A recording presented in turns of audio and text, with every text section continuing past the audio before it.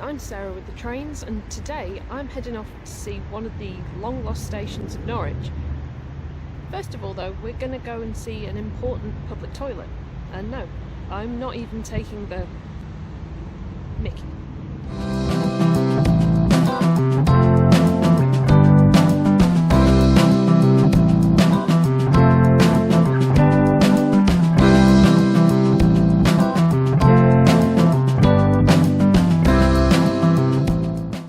And here we have it, the urinal on St Crispin's Road, which is grade 2 listed and believed to be the oldest surviving concrete urinal in the country. The urinal was installed in this location in 1919 and even features on this Ordnance Survey map from 1928, so there was no excuse for not knowing where the nearest public toilet was. I read that it was in use into the 1980s. I think there's a little gap we might be able to see inside. Ooh, very urinal-y.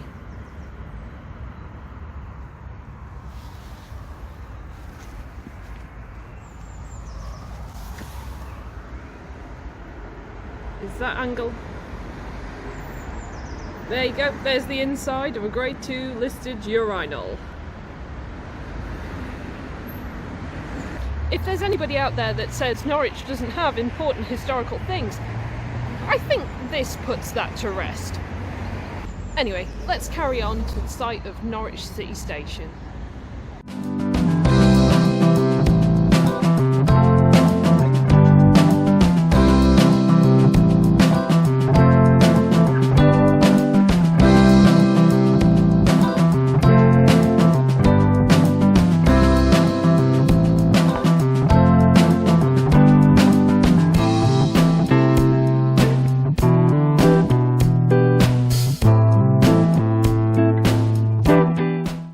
Here we have it, the site of Norwich City Station. Norwich City Station was opened in 1882 by the Lynn and Fakenham Railway. It would become the southern terminus of the Midland and Great Northern Joint Railway line from Melton Constable. The land on which the station was built had been nothing more than some marshland at the northwestern edge of Norwich. In order for it to be suitable to build on, the land had to be drained, and the River Wensum also had to be bridged so that the station site could be accessed from the east of the city. The station had 4 platforms, along with a goods yard, engine shed, cattle pens, stables for the railway's horses that were used for making deliveries in the city, 2 signal boxes, a turntable, and the impressive station building. As with many other areas of Norwich during the Second World War, Norwich City Station was heavily damaged by the Baedeker raids of 1942. The station wasn't rebuilt to its former glory, but instead was replaced with supposedly temporary concrete buildings. There was further damage in 1944 when a US Air Force B-24 Liberator bomber was deliberately crashed into the sidings and coal yard in order to avoid the houses in the area. Over the years, passenger services ran not only to Melton Constable, but to places as far afield as Leicester and Birmingham. However, this was not to last, and in May 1958, a British Railways report deemed the entire Midland and Great Northern Joint Railway network to be loss-making, and the decision was made to cease passenger services. On the 28th of February 1959, the final passenger service left Norwich City Station. Some of those on board were said to be dressed in mourning attire with black armbands and top hats.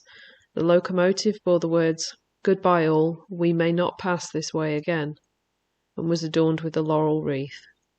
As the train left the station, people threw coloured streamers and toilet paper from the window. I hope it was Isle medicated, as that's the only toilet paper I can stand to see wasted. For good reason. The station would remain open to freight until 1969, when freight services to Norwich City Station also ceased. As you can see from comparing historic and modern maps, the layout of that area of the city has changed quite considerably since the demolition of Norwich City Station. Where the station building once stood is now a roundabout and a busy road. Now here is the site of the old East Bay platform. Last time I was here I did find some sleepers in the grass, so let's see if we can find them again. I think I can see them.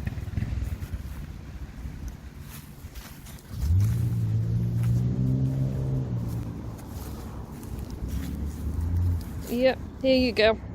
Some of the original sleepers from the station. I'm actually sort of amazed by how well the brickwork has held up after all these years. As the station closed to passengers in 1959, it's within living memory that people would have been standing on this very platform waiting for services off to Melton Constable, Peterborough, even Leicester. It's pretty awesome to be standing on some history.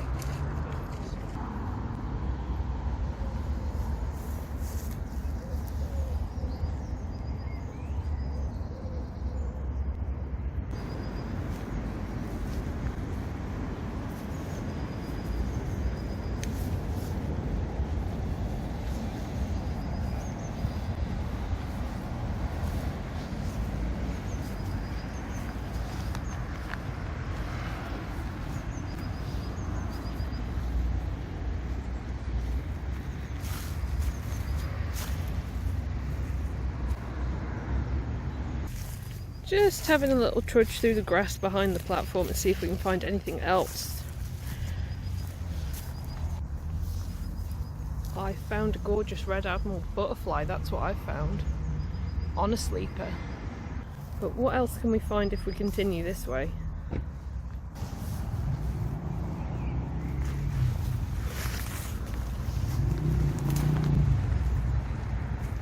Okay. Once again I'm visiting a disused railway site, and once again I'm crambling through undergrowth. Did I learn nothing at Cromer Railway Tunnel?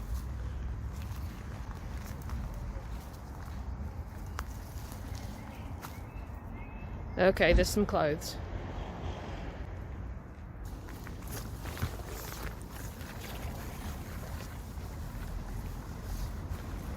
This is the start of Marriott's Way, which is a foot and cycle way that extends all the way up to Aylsham along the old track bed of the Midland and Great Northern Line. It is named after William Marriott, who was the chief engineer and manager of the Midland and Great Northern Railway for 41 years. The footway was opened in 1991, which means it's as old as I am. Let's take a little walk a bit further down.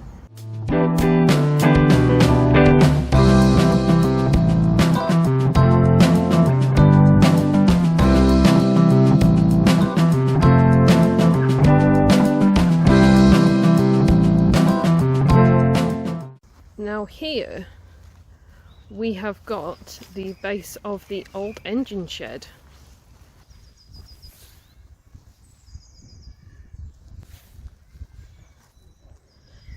And from what I've read, the engine shed here could hold 6 steam locomotives.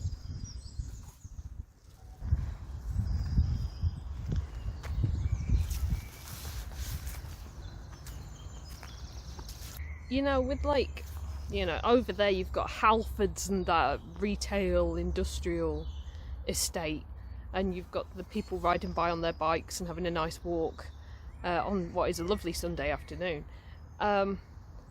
It is a bit hard to imagine that this was once a station. But I'm glad that what remains has not been removed, and people care enough about this to maintain it, and it is here for future generations to see the history of Norwich in a very physical way rather than just reading about it in a book. Nothing wrong with reading a book, I love books, but experiencing it, nothing quite like it. So obviously, as part of the remains of the old engine shed, you do have these concrete, I don't know whether to call them stacks or something. Obviously part of the original construction. But on one of them over here, I have actually found a dedication plaque to a man called Adrian Holmes, who was apparently a champion and activist for people and nature. I don't know if there's any other dedication plaques on these. I didn't see them last time I was here. Perhaps I wasn't using my eyes enough. Oh, I think I've spotted another one. Oh, I nearly fell over.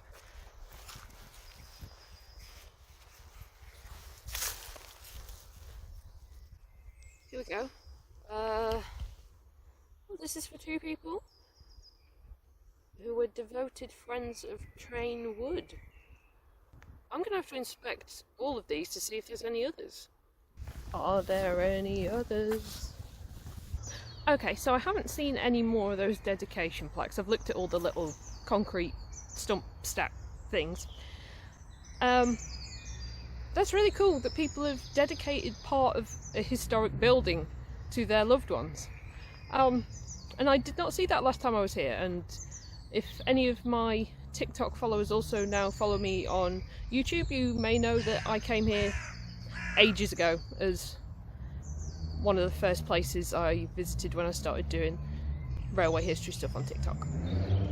I think that's the wonderful thing with historic sites. I think you never see everything the first time, which is why it's so easy to come back and examine things all over again, and very fulfilling. Now it's time to explore down by the river.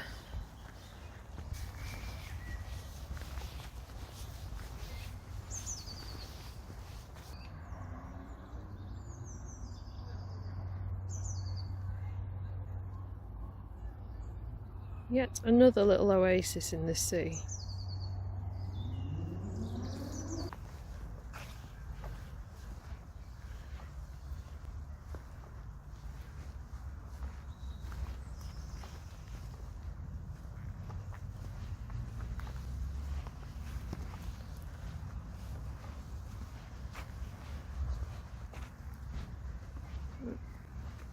Over here we also have some remaining brickwork from the station.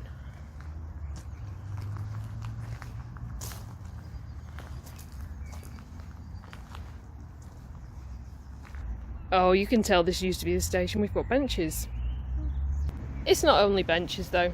There's cycle parking as well. Okay, so it is still possible to walk up here. Let's see what else is in this area.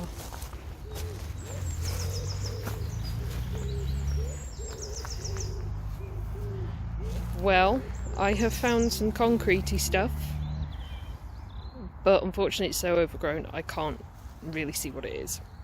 There are these really cool wooden posts periodically along the way, and as you can see, they have got trains on them. This is the first of the posts on Marriott's Way, and there is no train! Why no train? So, as I take a rest on one of the benches in this lost station of Norwich, I think it's a great time to say thank you everybody for watching. Thanks to everybody who subscribes to my channel. Extra special thanks to anybody who supports me on Ko-fi. I'll see you all next time. Bye.